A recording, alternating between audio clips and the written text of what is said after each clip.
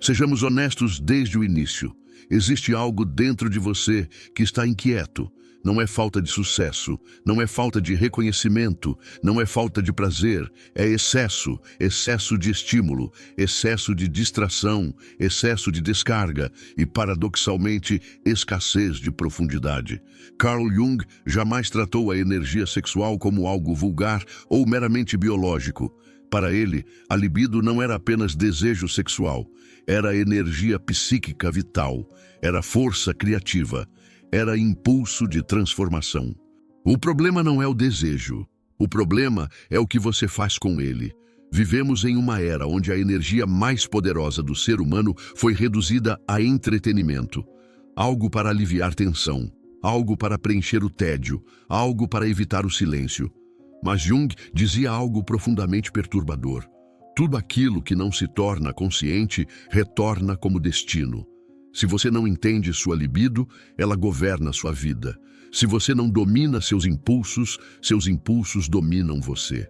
E a maioria das pessoas hoje vive dominada, não por tiranos externos, mas por compulsões internas. A abstinência, no contexto junguiano, não é repressão moral. Não é negação religiosa, não é punição, é contenção estratégica, é criar um espaço entre impulso e ação. E é nesse espaço que nasce o poder.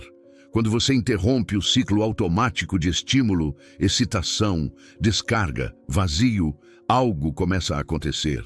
No início, desconforto, depois, inquietação, depois, tensão acumulada. Então, clareza.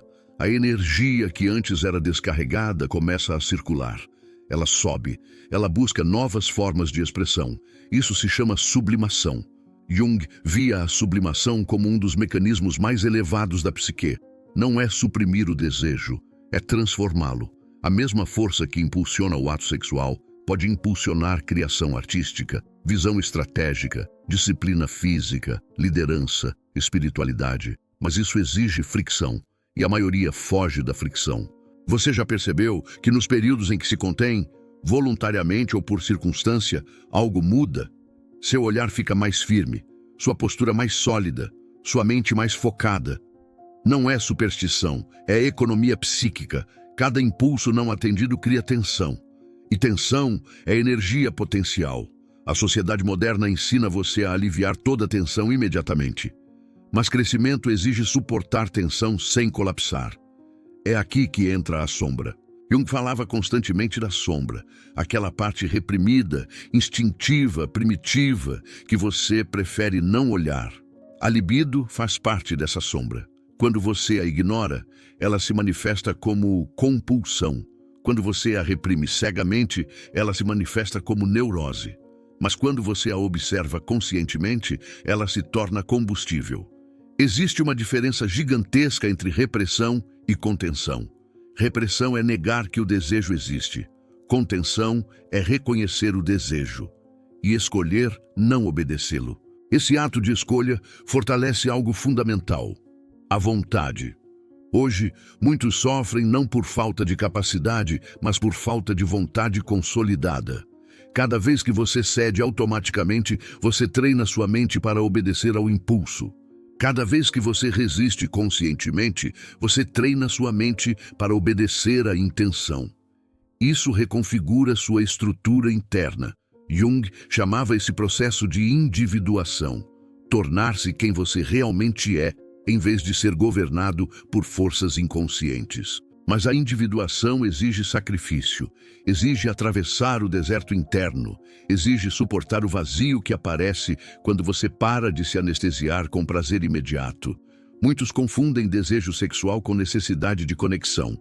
Outros confundem excitação com propósito, e a cultura reforça isso. Imagens, estímulos, promessas de prazer constante. Mas prazer constante enfraquece a capacidade de suportar frustração. E sem frustração, não há construção de caráter. A abstinência voluntária é um treinamento psicológico, não contra o sexo, mas contra a compulsão. Quando você interrompe o ciclo de descarga automática, você começa a perceber algo surpreendente. Grande parte do desejo não era físico. Era ansiedade buscando alívio, era tédio buscando estímulo, era insegurança buscando validação. Quando você remove o escape, a verdade aparece. E essa verdade pode ser desconfortável. Você começa a perceber suas carências, suas inseguranças, suas fantasias projetadas. Aqui entra outro conceito central de Jung: ânima e ânimos. Todos carregamos dentro de nós uma contraparte psíquica, o masculino e o feminino internos. Quando essa integração não acontece, buscamos desesperadamente fora aquilo que não reconhecemos dentro.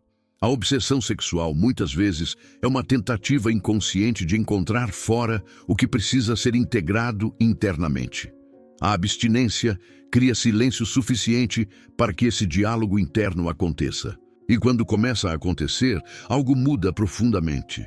Você deixa de perseguir, começa a escolher. A energia sexual, quando contida, não desaparece. Ela se acumula, e a energia acumulada gera magnetismo. Não aquele magnetismo teatral, mas uma presença silenciosa, uma firmeza, uma estabilidade emocional. Você já percebeu como algumas pessoas entram em um ambiente e a atmosfera muda? Não é aparência, não é riqueza, é energia consolidada. Pessoas que não vazam sua força constantemente. Pessoas que não são governadas por urgências. Pessoas que conseguem olhar o desejo e não se mover automaticamente. Isso gera profundidade, isso gera respeito, isso gera poder real. Mas atenção, isso não é um chamado ao extremismo. Jung não defendia negação absoluta da sexualidade. Ele defendia consciência. A abstinência não é um fim. É um meio de reorganizar sua relação com o impulso. Se você não consegue ficar algumas semanas ou meses sem ceder a estímulos constantes, isso revela dependência. E dependência sempre implica perda de soberania. O verdadeiro poder não está em nunca desejar. Está em poder desejar e escolher. A maioria das pessoas não escolhe, reage, e reação constante impede construção de identidade sólida. A libido é energia de vida. Se você a dispersa continuamente, sente-se esvaziado. Se você a contém sem direção, sente-se frustrado. Mas se você a canaliza, sente-se poderoso.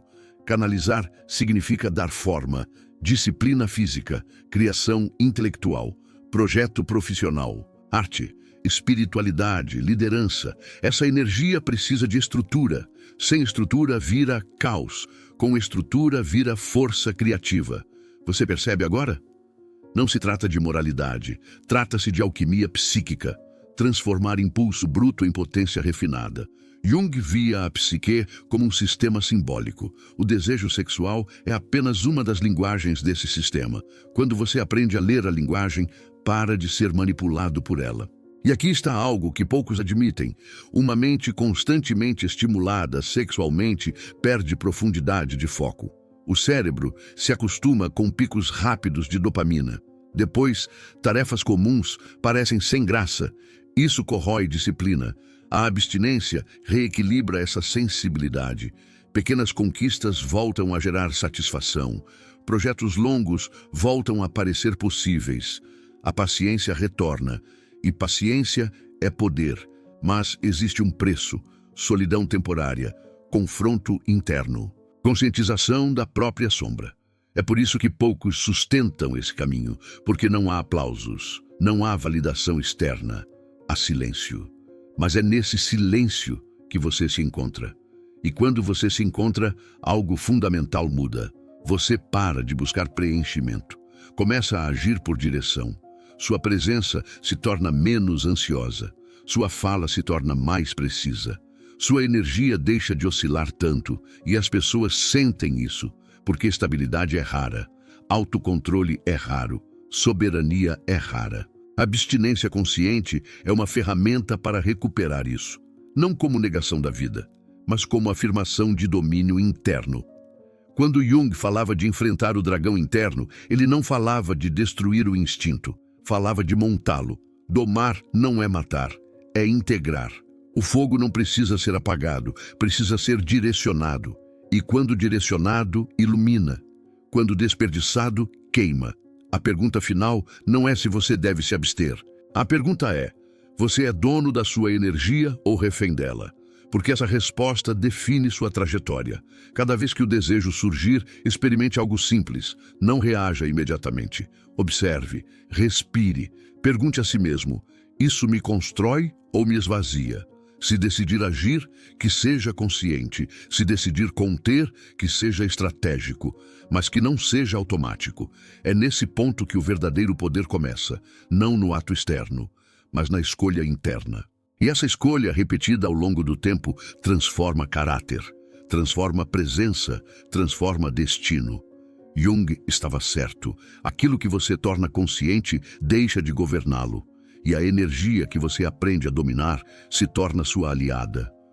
O resto é consequência.